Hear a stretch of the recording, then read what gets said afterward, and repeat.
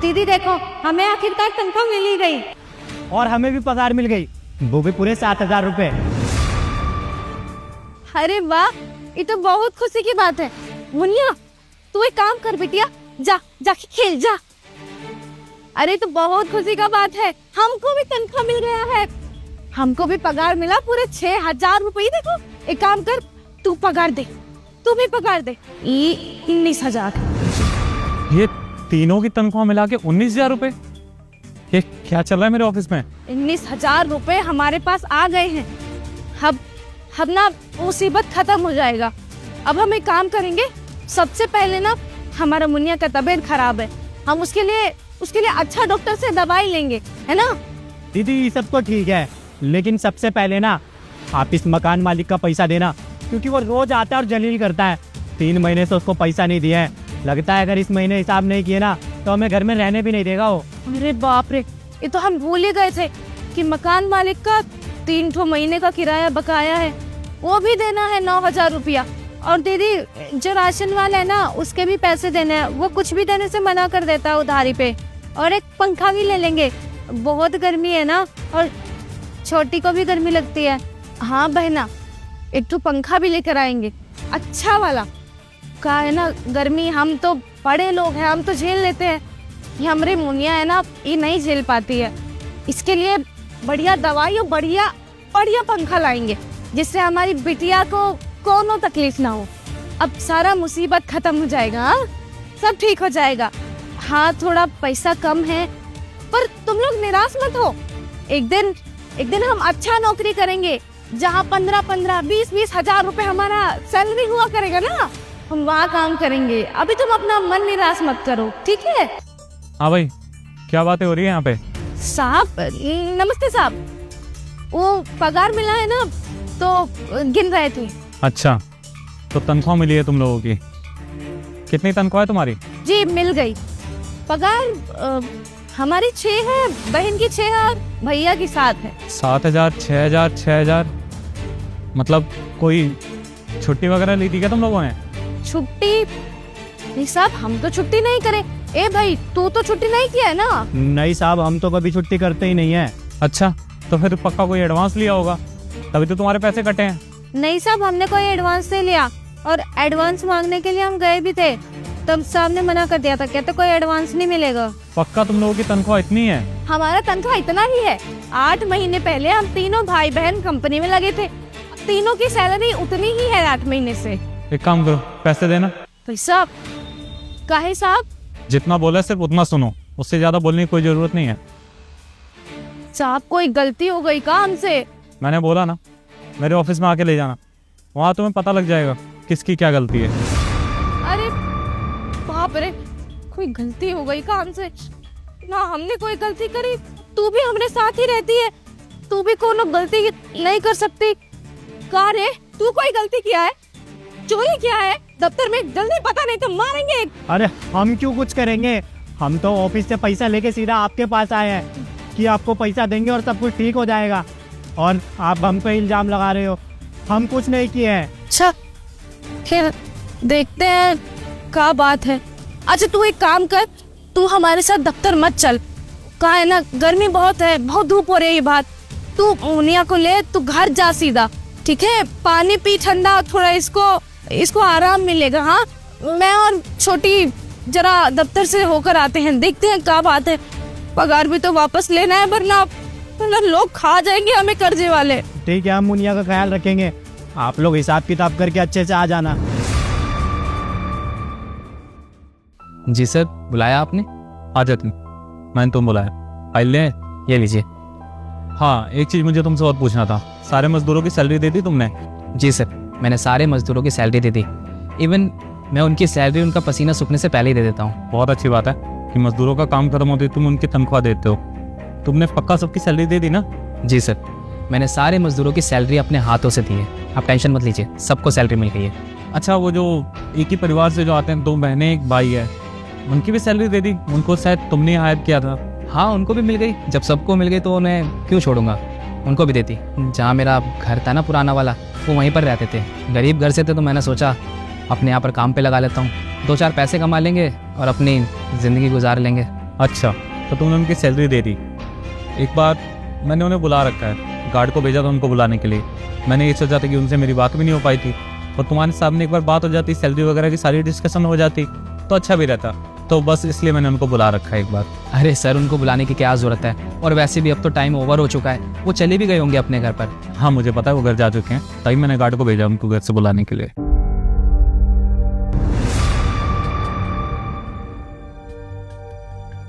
ये लो, आई गए ये लोग। जी साहब, आपने बुलाया हमें? हाँ मैंने तो बुलाया था, हमारी बात भी नहीं हो पाई थी पहले, तो बस इसलिए मैंने तुम लोगों को बुलाया था। बस मुझे ये पूछना था तुम लोगों से कि तुम लोगों की तनख्वाह जो है वो तुम्हें टाइम पे मिलती है ना? हाँ साहब, वो 5-6 दिन का ही ऊपर नीचे होता है, दे देते हैं साहब, सैलरी तो दे ही देते हैं।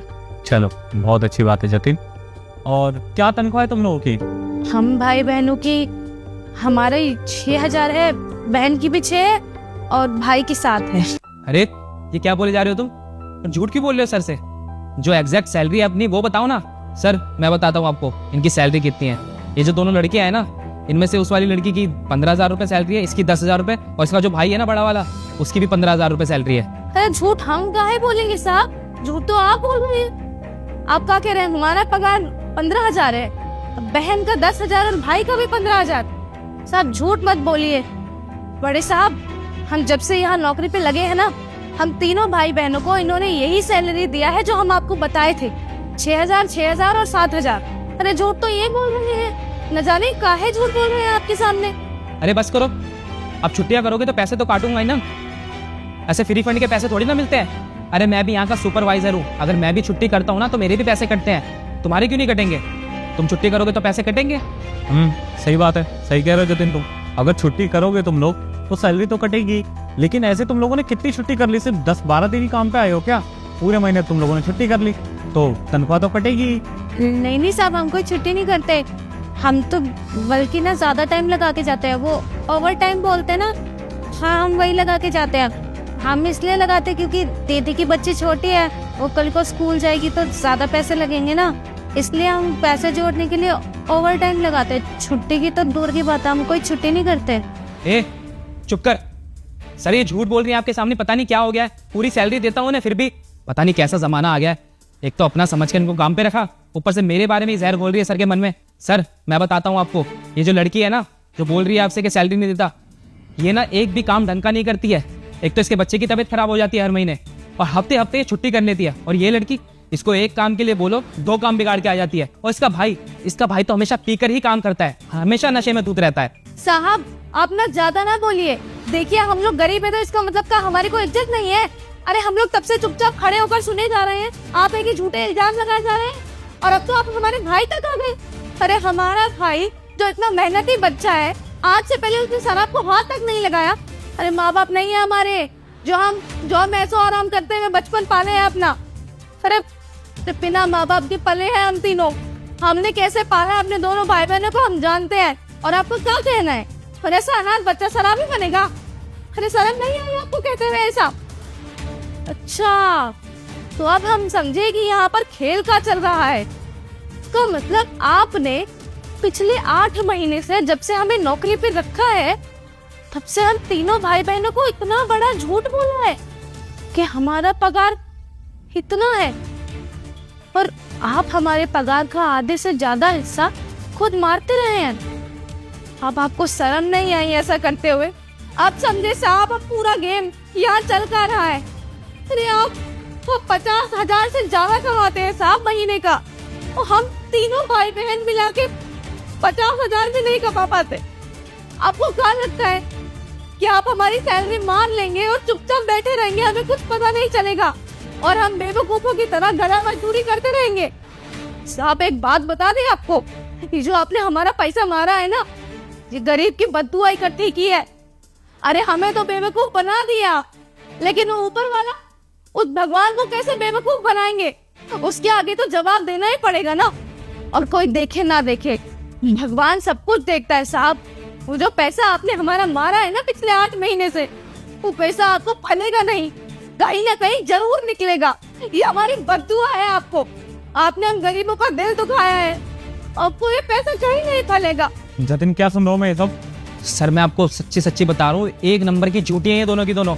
एक तो इनको काम पे रख लिया, ऊपर से मेरे बारे में जहर बोल रही है आपके मन में। देखिए मैंने ऐसा कुछ नहीं किया, मैं इनकी सैलरी क्यों काटूंगा, इनसे क्यों चलूंगा मैं? और मैं तो आपके साथ कितने सालों से काम कर रहा हूँ, आज तक कोई कंप्लेंट आई है मेरे खिलाफ? सही कहा तुमने, आज तक तुम्हारे बारे में कोई शिकायत तो नहीं सुनी। और कौन झूठ बोल रहा है कौन सच बोल रहा है मुझे तो नहीं पता, लेकिन हाँ तुम्हें अच्छे से पता होगा कि नीचे जो गार्ड है, सारे मजदूर जब आते हैं ना तो उनसे साइन करवाता है, अंगूठे लगवाता है, तो उसमें इनकी अटेंडेंस पता लग जाएगी।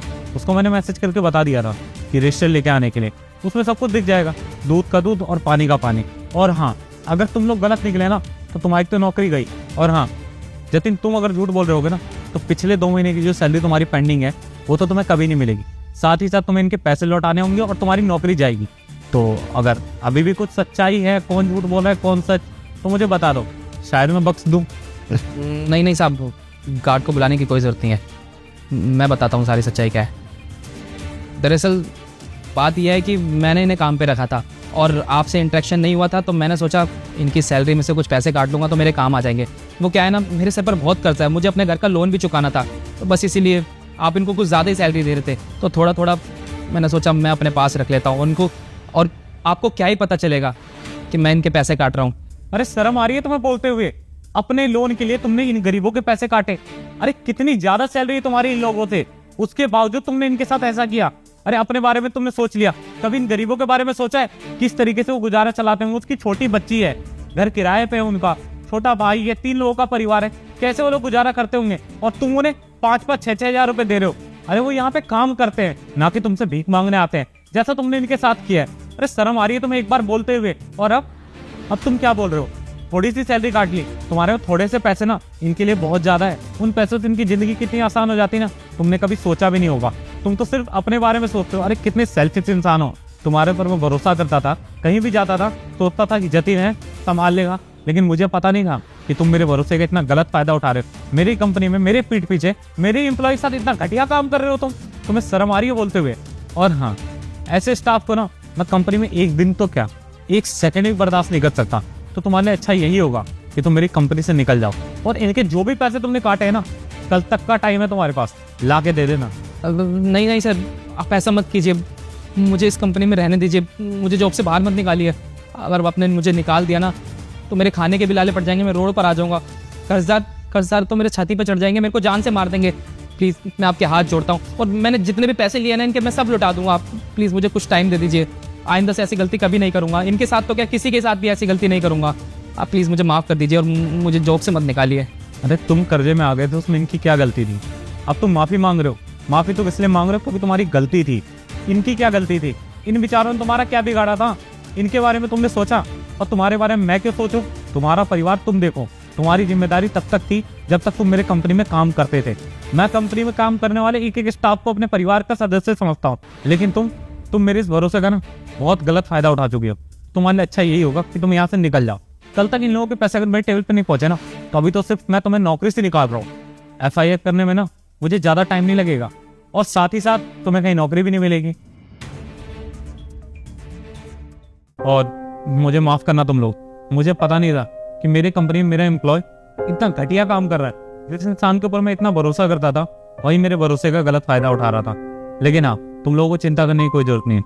पिछले 8 महीने में जो भी तुम लोगों की तनख्वाह घटी है ना, या जो भी तुम्हारे पैसे बनते हैं, वो कल आके ले जाना, और अपने भाई को भी ले आना साथ में। जी, बाकी बहुत बहुत शुक्रिया साहब, आप आए और इस तरह हमारा सैलरी लेकर गए, हमारा बात सुना, हमारे बात पर यकीन किया। अगर आप ना आते तो हाँ, हमको पता भी नहीं चलता कि हमारे साथ इतना बड़ा फिराद चल रहा है।